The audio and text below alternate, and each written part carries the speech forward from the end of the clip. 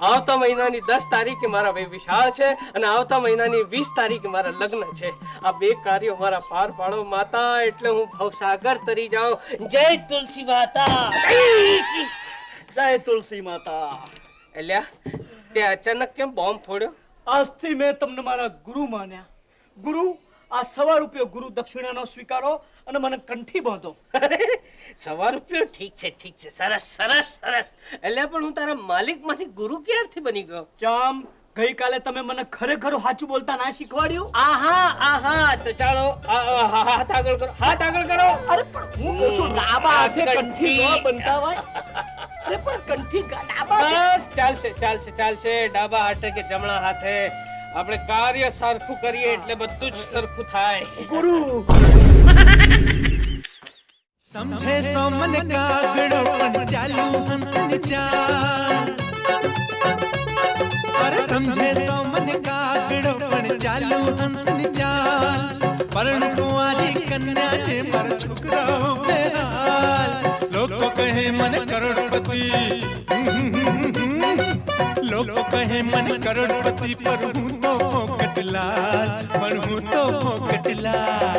हूँ करोड़पति पोकटलाल, हूँ करोड़पति पोकटलाल, हूँ करोड़पति पोकटलाल. તમે જે આ કસરતના વર્ગો શરૂ કર્યા છે, હાજી એ તો કમાલ કરી નાખી છે સાહેબ. આ કામ માટે બહુ જ ગર્વની વાત છે. પણ મને એ કહો કે તમે સાધનોનું શું કરશો? સાધનાએ તો ફિલ્મ લાઈન છોડી દીધી. સાધનો? સામગ્રી. એનું શું કરશો? ભાઈ બહાદુર. જી સાહેબ. એનું આપણે શું કરીશું? 2 દુકાનોથી ટેન્ડર મંગાવ્યા છે. એમ? હા. તો પછી તમે અત્યાર સુધી બતાવ્યા કેમ નથી? સાહેબ 3 દિવસથી તમારા ટેબલ ઉપર મૂક્યા હતા. તને કોણે લેબલ મારવાનું કહ્યું? મારું હાર્ટ નબળું છે, બેસી જશે ભાઈ. ધીરે બોલો. ટેબલ. અચ્છા, ટેબલ પર મૂક્યા હતા. તો એમને કેટલા કોટ કર્યા છે ભાઈ? સાહેબ અહીંયા તો કોઈ જ કોટ પહેર્યા નથી.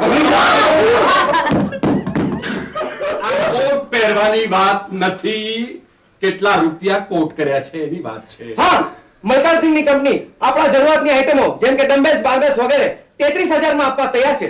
જ્યારે પહારસિંહની કંપની આપણે 32,000 માં આપવા તૈયાર છે. જમાઈરાજ. પાછો તમે મને જમરાજ. જમાઈરાજ. ધીરે. તો જુઓ તમે. ધીરે. જમાઈરાજ. હાજી. બંતાસિંહ મારો મિત્ર છે. એમ? મારો મિત્ર છે બંતાસિંહ. કાલે ને તમારી સૂચિ મોકલાવી દેજો. જો ભાઈ, હું કોઈની છૂછી બૂછી નહીં કરું.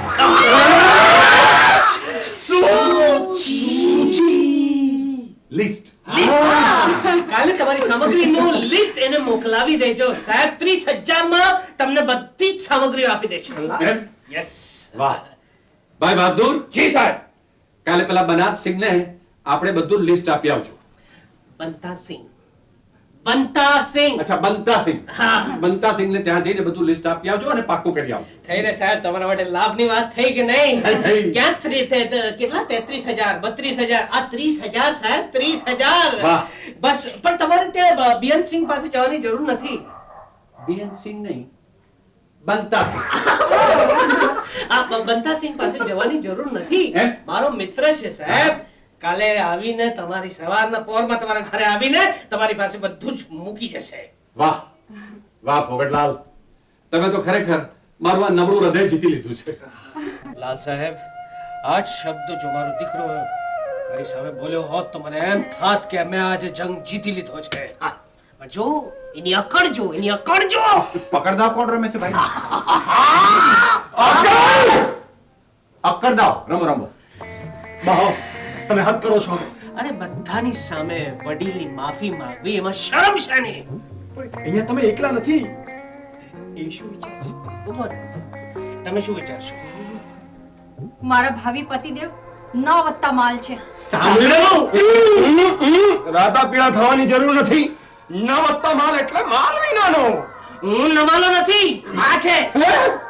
મારી ભાવિ પત્ની સામે મારું બીજું અપમાન છે. રાડુની પાડ. અને સમજાવી દેજે, ખાનગીમાં આવીને મારી માફી માંગી દે. આ બંનેમાંથી મારો ભાવિ પતિ છે કોણ? એ જ તો મારે જાણવું છે. મારી ભાવિ પત્ની છે કોણ? અને તું આને રઝળથી મૂકી દેવા માંગે છે? જો બાપ, તમે મને વચન આપ્યું હતું કે તમે મારા લગ્ન મીરા જોડે કરાવી આપશો. અક્કલના ઇસ્કોતરા, મેં ક્યારેય એવું કહ્યું નથી. કેમ? તમે રામુને નહોતું કહ્યું તમે કે તમે વચ્ચેથી ખસી જવા માટે તૈયાર છો? જા જા જા જા, હું આવું ક્યારેય કાંઈ બોલ્યો નથી. ઉલટાનું તે મને કહ્યું હતું કે તું મીરાને તારી નવી માં તરીકે સ્વીકારવા તૈયાર છે. બોલ માં. માં, ના!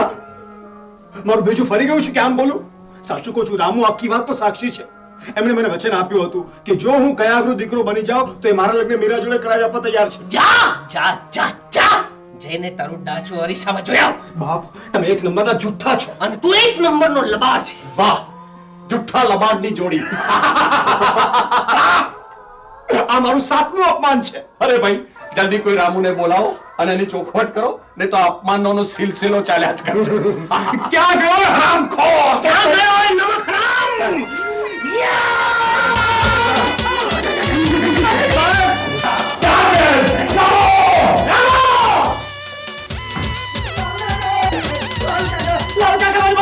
અરે, આ તો પોપોનો રામુ. લાલુ કાકા, મારો કોઈ વાંક નહીં પૈસા. અરે પણ શું થયું તો કે? અરે, બે બાપ દીકરાના ઝઘડામાં હું ન્યાયાધીશ બનીને જૂઠું બોલ્યો, એમાં તો બાપ દીકરો મારો જીવ લેવા મારી ઉઠાઈ પડ્યા છે.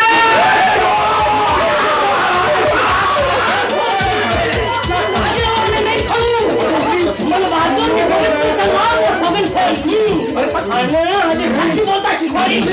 ચંદ્રલોકના પ્રવાસ સુધી હવે યાદ રહેશે કે સાચું કેવું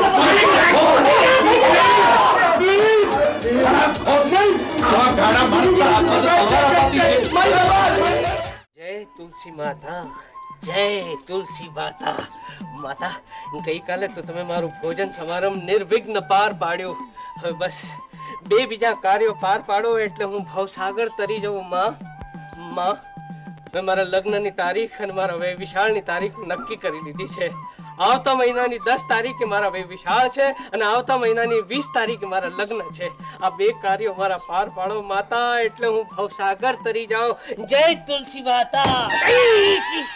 જય તુલસી માતા. એલ્યા, તે અચાનક કેમ બોમ્બ ફોડ્યો? આજથી મેં તમને મારા ગુરુ માન્યા. ગુરુ, આ 100 રૂપિયો ગુરુ દક્ષિણાનો સ્વીકારો અને મને કંઠી બાંધો. અરે, 100 રૂપિયો ઠીક છે, ઠીક છે, સરસ સરસ સરસ. એટલે પણ હું તારા માલિકમાંથી ગુરુ ક્યારથી બની ગયો? ચામ, ગઈકાલે તમે મને ખરેખર સાચું બોલતા ના શીખવાડ્યું. આહા આહા, તો ચાલો હાથ આગળ કરો, હાથ આગળ કરો. અરે પણ હું કહું છું, ડાબા હાથે કંઠી ન બનતા હોય. અરે પણ કંઠી ડાબા હાથે. બસ ચાલશે ચાલશે ચાલશે, ડાબા હાથે કે જમણા હાથે. આપણે કાર્ય સરખું કરીએ એટલે બધું જ સરખું થાય. ગુરુ, ગુરુ, હવે શું હુકમ છે બોલો. બસ આજે તે મારા હાથે કંઠી બંધાવી. ગઈકાલે છગને બંધાવી હતી અને જોતામાં તો આખી દુનિયા મારી પાસે કંઠી બંધાવા આવી જશે. પણ જે દિવસે મારો દીકરો પંકજ મારા હાથે કંઠી બંધાવશે એ દિવસે હું માનીશ કે હું ધન્ય ધન્ય થઈ ગયો.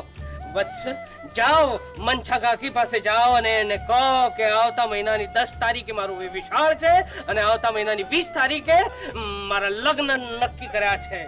જાઓ, જણાવો અને એમને કહો કે એમને કંઈ પણ વાંધો વચકો હોય તો એમની દીકરી સહિત લંચ પહેલા અથવા તો ડિનર પછી આપણા ઘરે આવે.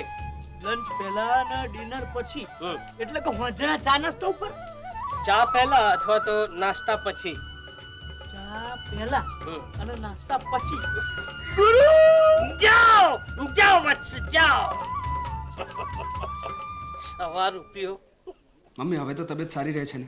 હા બેટા, જો તો કોણ આવ્યું છે. હા, જાઉં છું મમ્મી.